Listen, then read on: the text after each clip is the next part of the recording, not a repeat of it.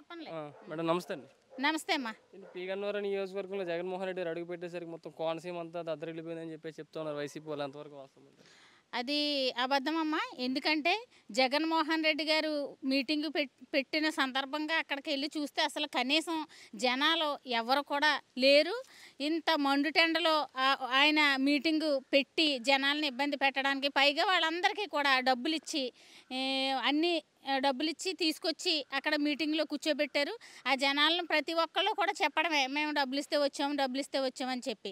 ఎందుకంటే జగన్మోహన్ రెడ్డి గారు అంటే వైసీపీ నాయకులు ఏమనుకుంటున్నారంటే, మనం అక్కడ జనాన్ని చూపితే ప్రజల్లో ఒక అపోహ వస్తుంది, మళ్ళీ జగన్మోహన్ రెడ్డి గారే సీఎం అవుతారని చెప్పి అనుకుంటున్నారు. కానీ అదంతా కూడా అబద్ధం అని చెప్పి ఖచ్చితంగా చెప్తున్నామమ్మా. మేము వాళ్ళందరూ అభిమానం మీద వచ్చారని చెప్తా ఉన్నారంట. అస్సలు అభిమానం ఏమీ లేదు అక్కడ. మేమందరినీ కూడా మేము వచ్చినప్పుడు కూడా చాలామందిని కలవటం జరిగింది. కలిసి మేము అడిగాం, ఏంటండి మీరు వెళ్తున్నారు జగన్మోహన్ రెడ్డి గారి మీటింగ్ అంటే, అమ్మ మాకు డబ్బులు పలావు ఇస్తానని చెప్పారు సాయంత్రం వరకు ఉంటే, అందుకని చెప్పి వెళ్తున్నాం తప్ప మేమైతే జగన్మోహన్ రెడ్డి గారి మీద అభిమానంతో కాదు, మాకు నాయకులు డబ్బులు ఇవ్వడంతో మేము వెళ్తున్నామని చెప్పడం జరిగింది. రోడ్లు చూసుకుంటే ఆ 4 రోడ్ల జంక్షన్ మొత్తం జనాలతో నిండిపోయిందని చెప్తున్నారు. అలా అని చెప్పుకుంటాం. మరి వైసీపీ నాయకులు వాళ్ళ ఉన్న మీడియా ఉంది కదా, సాక్షి మీడియా కోసం అలా చెప్పుకుంటారో, కానీ చెప్పుకున్నంత మాత్రాన జరిగింది అక్కడ వాస్తవం అయితే అది కాదు. జనాల్లో వైసీపీ ప్రభుత్వాన్ని పూర్తిగా వ్యతిరేకిస్తున్నారు వాళ్ళు. అందుకనే వాళ్ళకి ప్రజలకి డబ్బులు ఇచ్చి మాత్రం వాళ్ళు రప్పించుకుంటున్నారమ్మా. అంతేగాని జనాలు అయితే సొంతంగా అభిమానంతో అయితే రావట్లేదు.